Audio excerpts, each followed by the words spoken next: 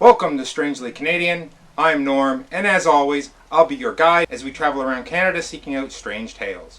In today's video, 10 strange tales from the Canadian province of Manitoba. If you haven't yet, please subscribe to the channel and click on the notification bell so you don't miss out on any of our upcoming videos. We really appreciate all of our subscribers. Manitoba is the easternmost of the three prairie provinces. Manitoba covers 649,950 square kilometers, or 250,900 square miles, of widely varied landscape from Arctic tundra and the Hudson Bay coastline in the north to the dense boreal forest, large freshwater lakes, and prairie grasslands in the central and southern regions. The indigenous peoples have inhabited what is now Manitoba for thousands of years.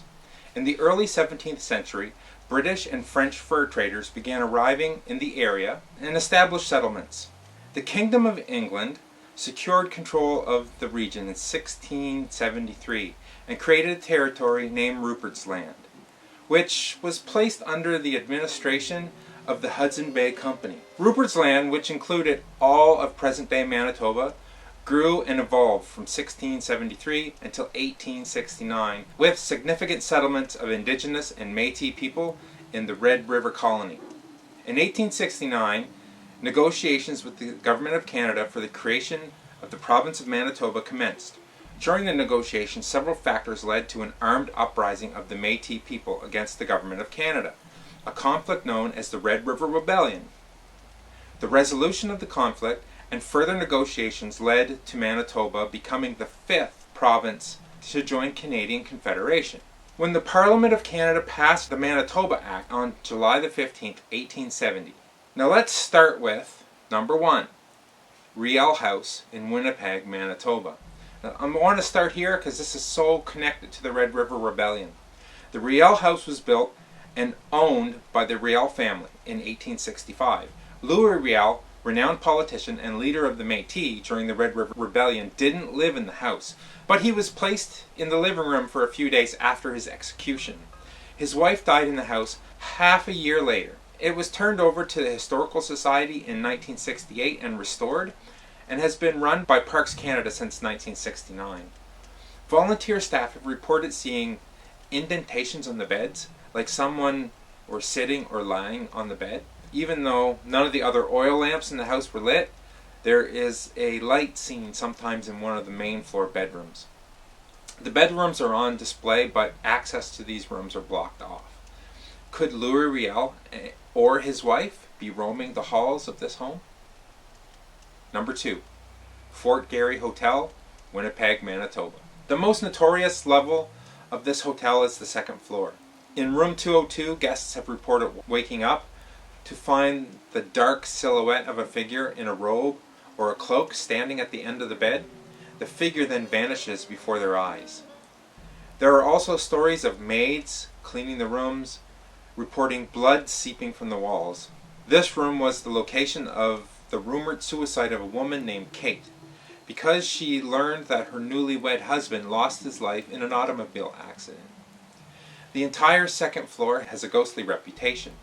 Other reports have a woman in a ball gown appearing at the foot of a bed or wandering the halls of the hotel. In 1989, an employee reported seeing the apparition of a figure named Theodore sitting at a table in the dining room, busily consuming away at his ghostly meal and apparently unaware of the employee's presence. This man visited many times because he was in love with the lounge singer. He was shot in the back of the head by his very own brother because they both loved the same woman. Employees also report strange moaning, noises that seem to echo from nowhere, and a phantom light is said to be sighted floating down the halls throughout the hotel. For the most part, the claims of haunted activities throughout the hotel seem to indicate a friendly presence of some bygone customers enjoying their stay in the afterlife. Number 3, Mallard Lodge, Delta Marsh, Manitoba. It is allegedly haunted by a construction worker who fell into the foundation while it was being built. Ghostly footsteps have been heard, and he has been seen in the windows of the station in the winter while the facility is closed. Lights also turn off and on their own here. This location is also haunted by a former groundskeeper whose spirit has been seen in the building and wandering the grounds, and is said to ring a bell when no one is close to it. Number 4. St. Andrew's on the Red, Selkirk, Manitoba. This church was built between 1845 and 1849. St. Andrew's was consecrated by Church of England bishop named David Anderson on December the 15th, 1849. The ghosts of a man in black and a woman in white drift through the cemetery at night. A ghostly car coming out of nowhere has also been described by witnesses, as well as the sighting of 2 red eyes staring out through the dark. Number 5. Manipogo, Lake Manitoba. Manipogo, also known as the Winnipogo, is the name given to the lake monster reported to live in Lake Manitoba. Sightings of this serpent-like lake monster have been going on since roughly 1908. The creature was dubbed Manipogo in 1957, the name echoing the British Columbian Ogopogo. The monster is thought to be anywhere from 12 feet to 50 feet long in length. It is described as being a muddy, brown body with humps that show above the water, and a sheep-like head. A group of 17 witnesses, all reportedly strangers to one another, claim to have spotted 3 Manipogos swimming together. In 1948, it was reported that some sort of creature rose 6 feet out of the lake and gave a prehistoric-type dinosaur cry. In 1957, visitors saw a giant serpent-like creature in the lake. And in 1962, 2 fishermen, Richard Vincent and John Conifel, saw a large creature like a serpent or a giant snake 70 yards away from their boat. Number 6. Elmwood Cemetery, Winnipeg, Manitoba. Joseph Norman MacDonald was born on June the 17th, 1909. Sadly, he passed away on May the 18th, 1912. The boy's time on earth was only brief. Or was it? A witness reportedly seen a toddler jumping up and down wearing suspenders and knickerbocker pants beside a tree that once stood next to the grave of the young boy. Does Joseph MacDonald play in the cemetery where he was laid to rest? Number 7. Walker Theatre, Winnipeg, Manitoba.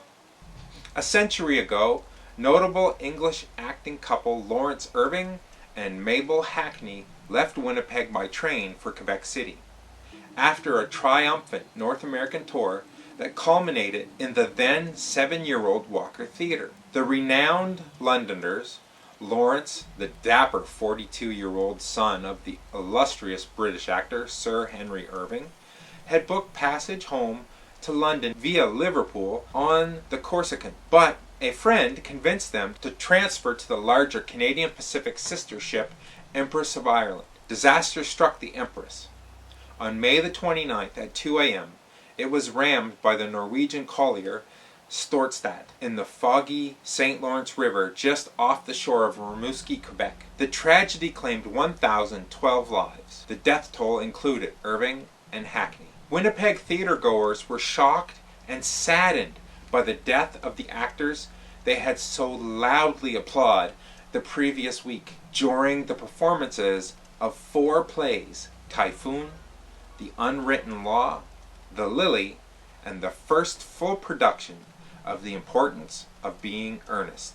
Before Irving left the Grand Walker stage, he bade the audience farewell, saying, as reported by the Manitoba Free Press, that he was departing with only the most delightful memories, and he vowed to return with a new stage work. Now, Irving and Hackney were last seen clasping each other's arms as the ship slipped beneath the waves. His body was found still clutching a fragment of his wife's nightdress in his hand.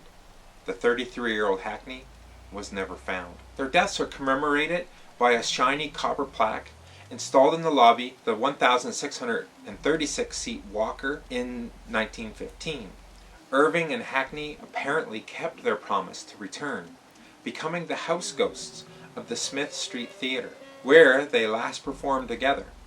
The couple's spirits are blamed for such nocturnal activities as spooky whispers, clapping, and ghostly sightings. Employees report of sounds of someone walking up the wooden stairs in the second and the second balcony known as the Gods. Side lights that go on and off, shadows moving in an otherwise empty building, and the undeniable feeling of being watched. Number 8, the Demon Hotel, Winnipeg, Manitoba. Kenilworth Court was constructed in the summer of 1910. For several years, even before the building was abandoned, there have been strange rumors told among the citizens of downtown Winnipeg of a haunted building where strange things were seen. There were sightings of mysterious graffiti, frightening faces seen staring from the broken windows, and tales of homeless people who were never seen again after seeking shelter there. And then there were stories of the mysterious cat lady who appeared trying to lure unsuspected men to an unknown fate. Clearly, something unusual was going on at the decrepit structure. Number 9, Pyramid Cabaret, Winnipeg, Manitoba. Pyramid Cabaret is a bar with the ghost of a native woman who has been seen going in the restroom after closing time. When she is followed into the restroom, no one is there. Another unexplained incident that occasionally happens, here's a loud bang that comes from somewhere under the stage area. Number 10, Selkirk Friendship Center, Selkirk, Manitoba. The ghost at this friendship center isn't very friendly. Some legends say Selkirk Friendship Center is haunted by an angry elderly man who used to live here, but was forced out of his home. In defiance, he hanged himself in the basement.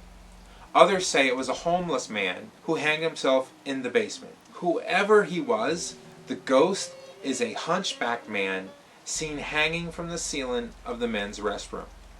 Witnesses say the apparition just stares at them and whispers things like "get out" or "leave now." Tales of ghosts and other strange phenomena are found throughout Manitoba. Please like, comment, share, and subscribe, and join me next time when I bring you more tales that are strangely Canadian.